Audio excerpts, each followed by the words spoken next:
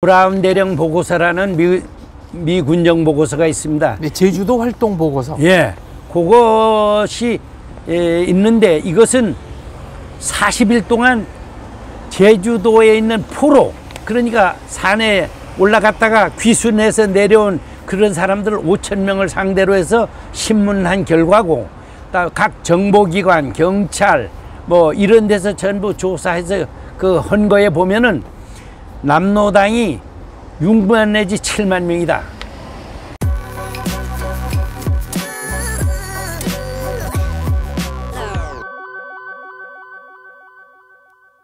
제주도로 전 제주경찰서장 김영중 서장님 찾아뵙습니다. 안녕하십니까? 안녕하십니까? 네. 4.3 문제 해결에 남은 여생을 걸겠다. 분투 중이라고 여러분이 말씀하셔서 제주까지 제가 찾아뵈러 왔습니다. 41년생이시니까 48년 4.3이 일어났을 때는 지금으로 치면 초등학교 1학년 나이겠네요. 그렇습니다. 특별히 기억나는 거는 있으십니까?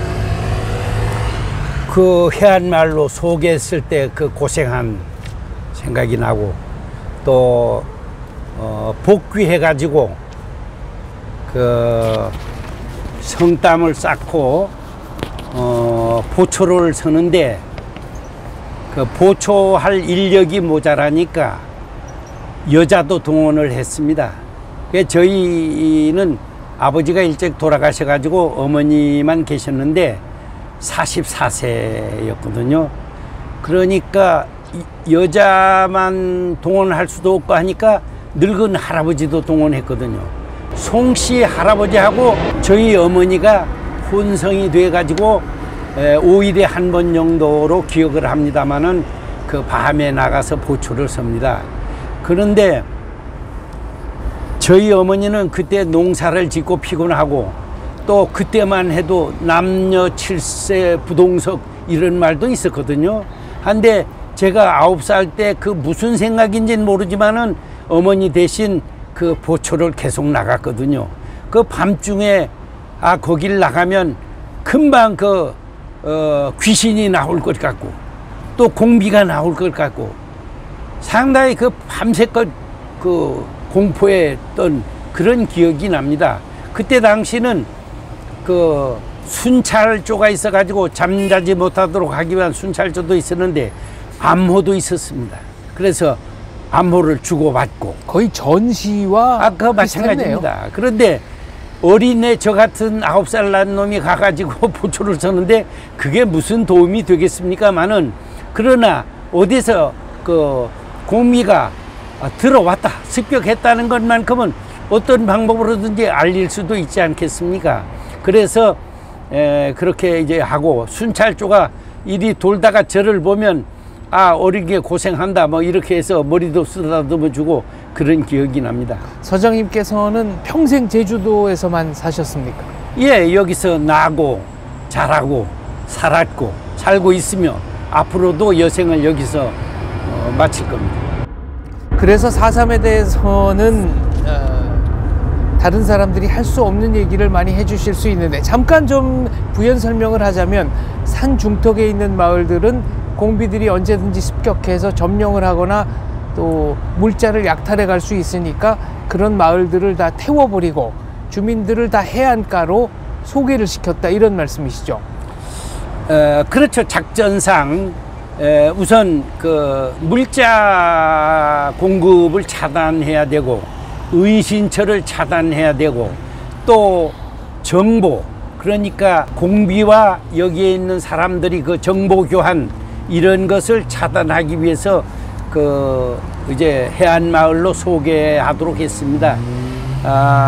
그런데 저희 부락은 전부 불태우지는 않았고, 어떤 부락은 뭐 전소된 그런 곳도 있고, 그 다음에 거기에 이제 그 교육열이 많아서 그때 당시에는 그 초등학교를 국민학교라고 했는데 저희 고향에도 국민학교를 지었습니다. 근데 저희 부락의 학교는 공비들이 불태웠습니다. 불탄 게 한 27개 교로 제가 기억을 하는데, 거기에서 토벌대가 불태운 것은 적고 공비들이 불태운 학교 수가 훨씬 많습니다.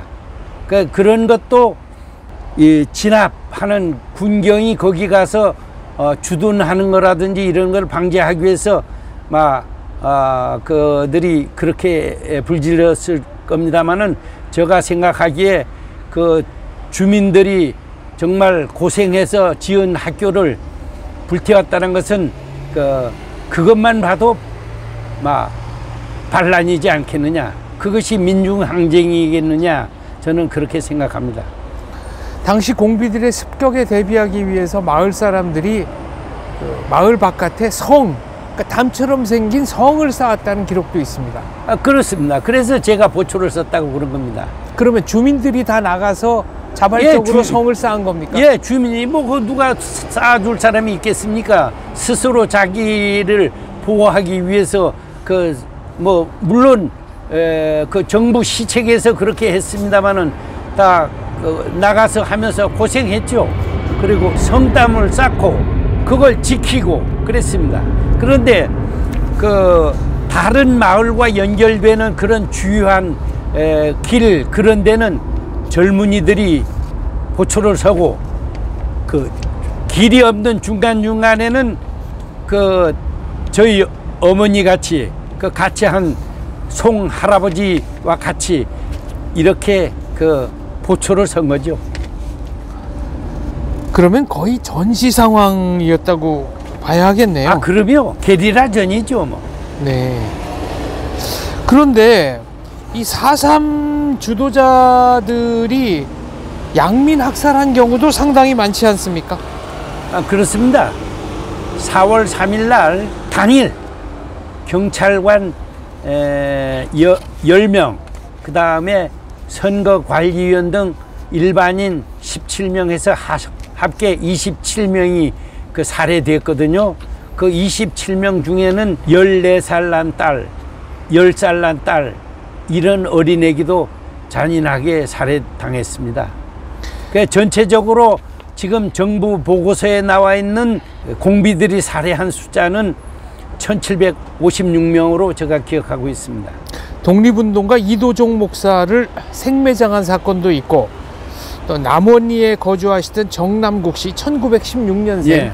민보단에 가입했다는 이유로 48년 11월 28일 임신 6개월 된 부인, 자녀 10살, 8살, 6살, 누이 동생 25살, 그리고 누이 동생의 자녀 3살, 2살, 1살, 둘째 누이 동생 17명, 집에 같이 살던 외가쪽 친척아이 15명 등을 한꺼번에 15살짜리. 네. 그래, 합계 10명을 네, 한꺼번에 공비들이 몰살한 기록도 있네요. 네네, 그렇습니다. 그러니까 그 사람이 무슨 민보 단장을 했다든지 제주도 면에서 무슨 책임자가 된 것도 아니고, 단지 보초를 서기 위해서 조직한 민보단의 부단장인가 요것을 했는데, 아무런 죄 없는 1살, 2살, 3살짜리를 그렇게 해서 일가족 10명을 그냥 일시에 몰살을 했죠. 그 시체도 못 찾았다가 나중에 어떻게 한두 발견해서 장례도 치른 적이 있습니다. 이런 기록이 많네요. 조천리에 살던 이월생님 1936년생 예. 여성분이신데, 이분은 남로당에 비협조한다는 이유로 48년 11월 10일 아버지, 어머니, 숙부, 동생 9살, 7살, 4살, 3살, 2살 등 8명이 한꺼번에 몰살당했다. 예. 13살이었던 본인도 돼지우리 속에 숨었다가 발각되어 창으로 여러 군데 치명상에 가깝게 찔렸으나 자기가 죽은 줄 알고 공비들이 퇴각하는 바람에 구사일생으로 살아났다. 네. 네. 예, 이것도 제가 증언을 체록한 내용입니다만, 아버지가 좀 괜찮게 살았던 모양인데 4.3이 나니까 신변의 위험을 느껴가지고 제주시 쪽으로 이사를 가려고 했는데, 집 주인이, 그 사람도 일단 거기 피난을 왔다가 거기서도 위험하니까 이 제주시로 오려고 하는데, 집 주인이 그걸 남로당 측에 제보를 하니까, 이제 평상시 쌀도 잘 안 주고 협조도 안 하는 반동이라고 해서 습격해가지고 그 8명을 그렇게 어린아이까지 다 죽였는데, 이 이월색 아주머니가 그 제주도에는 과거에 저 변소에 돼지를 키웠거든요. 그러니까 거기 돼지가 들어가 사는 우리가 있습니다. 거기에 13살 난 그 이월색 아주머니가 들어갔는데, 그걸 끄집어내서 그 변소에서 그냥 수십 군데 찔렀는데, 어떻게 다 죽은 줄 알고 이거 퇴각했는데, 그 구사일생으로 살아난 거 보면, 그래서 그 아주머니도 비만 오면은 아파가지고 그냥 신음하고 그러는 걸 제가 직접 봤습니다. 당시 남로당 제주도당 당원 몇 명 정도나 됐습니까? 제주도민은 한 30만 명 됐고요. 네, 뭐 27만 내지 28만 이렇게 통계들이 나오는데, 남로당원이 몇 명이냐 한 건 상당히 설이 많습니다. 그러나 이걸 전부 구체적으로 설명드릴 수는 없고, 그 정부 보고서의 그 기본이 되는 4.3은 말한다에 보면은 4.3 직후 초여름경에는 좋게 3만 명이 됐다, 그렇게 돼 있고, 또 하나 가장 정확하게 조사된 것은 브라운 대령 보고서라는 미 군정 보고서가 있습니다. 네, 제주도 활동 보고서. 예, 그것이 있는데, 이것은 40일 동안 제주도에 있는 포로, 그러니까 산에 올라갔다가 귀순해서 내려온 그런 사람들 5,000명을 상대로 해서 신문한 결과고, 각 정보기관, 경찰 뭐 이런 데서 전부 조사해서 한 거에 보면은 남로당이 6만 내지 7만 명이다. 그런데 그 중에 대부분은 공산당이 뭔지 모르는 농민이나 어부들이다. 그런데 최고조에 달했을 때는 인민민주주의 군대라고 그 보고서에는 나와 있는데 4,000명이 장교와 사병으로 이루어졌다. 그 중에 10%는 무장을 했고 나머지는 죽창이나 철창을 가지고 일본도를 가지고 했다. 그리고 이계 연대, 그 다음 보충대대, 보충 전투대대를 가졌다 하니까 그 규모가 3,000명은 최소한도 된 것으로 봅니다. 그래서 저는 그 일본으로 도피한 김봉현이라고 있습니다.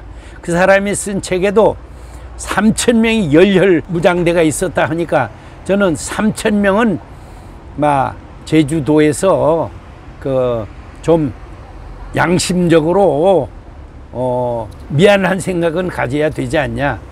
3,000명은 핵심 세력이라 봅니다. 네. 전체적으로는 4.3은 말한다에서 3만 명, 브라운 대령 보고서에서는 6만 내지 7만 명이라고 했지만 그거 전체는 아니고 3만 명은 최소한도 3만 명은 된다, 이렇게 보는 것이고, 핵심 세력은 그 3만 명의 10분의 1, 3,000명은 김봉현이도 스스로 얘기했다시피 핵심 세력으로서 좀 자숙하고 양심의 가책을 느끼면서 살아야 되지 않냐, 이렇게 보는 겁니다. 방금 편제를 갖춘 유사 군조직을 만들었고 10% 무장을 했다고 하셨는데 총기 무장을 10% 정도가 했다, 이런 뜻이죠? 예. 그건 이제 경찰과 군인한테서 뺏은 거, 또 경찰과 군인에서 제공한 것도 있습니다. 그 다음에 일본군이 퇴각하면서 묻어두었던 이 동굴 속에 있는 무기, 또 바다에 버린 무기, 이런 것을 인양해 가지고 사용했다고 봅니다. 특별조직책들이 본토에서 파견되었다, 이 얘기는 무슨 얘기입니까? 그것은 중앙당이나 전남도당에서 제주도 남로당을 창설하기 위해서 그 선농 전문가, 또 조직 전문가가 6명이나 여기 내려왔다는 거죠.